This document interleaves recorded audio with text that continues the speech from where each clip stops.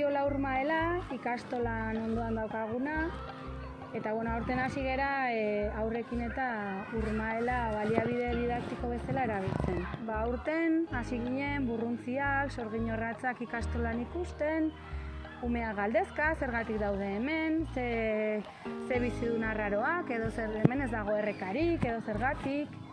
Garai berdinean dordoka bat agertu zen ikastolan batean, danak harrituta.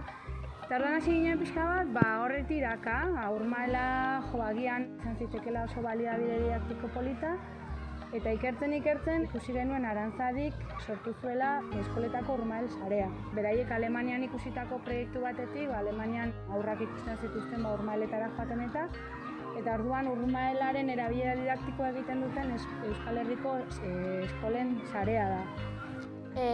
Niri gehien gustatzen zaidana da, etortzen garenean ikastolakin,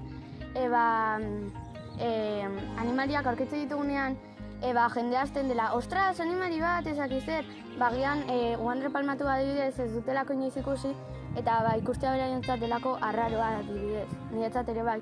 Eta gustuko dut hori delako alaigarria. Oraintxe bertan ikusi dugu dordoka bat, eta dordokak ezin dira Urmaeletan ugaldu, beste animalien arrautza jaten dituztelako. Eta topatu genuen beste dordoka bat duela gutxi, eta horregatik LH osoa eta ez dakit DBH ere bai, hasi ziren kartelak egiten, ez botatzeko dordokak eta...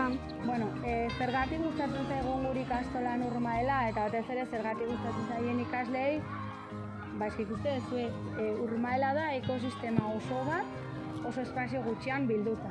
Ikusi ditzakezu segida ekologikoak, bizidunen bizizikloak, erreinu desberdinetako bizidunak, erabilera da, matematika lan diteke, erabilera da oso anitza. Eta azkenean guretzako da laborategi natural txiki bat ikastolan.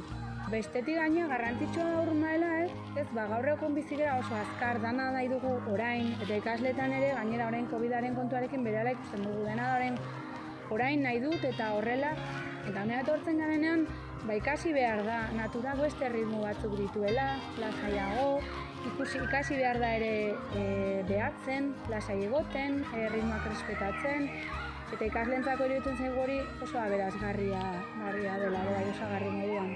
Elkasi dudana Urmaelearekin da animaliak ez direla izutu behar eta bestela beraien ugalketa oztopatzen dugu. Animaliak ez direla bakarrik bizitzen itsasoan eta mendian, ere bizitzen direla Urmael batean, ez nekila zer zen hasieran, eta pentsatzen nuen hau putzua zela, txakurrak etortzeko eta edatiko.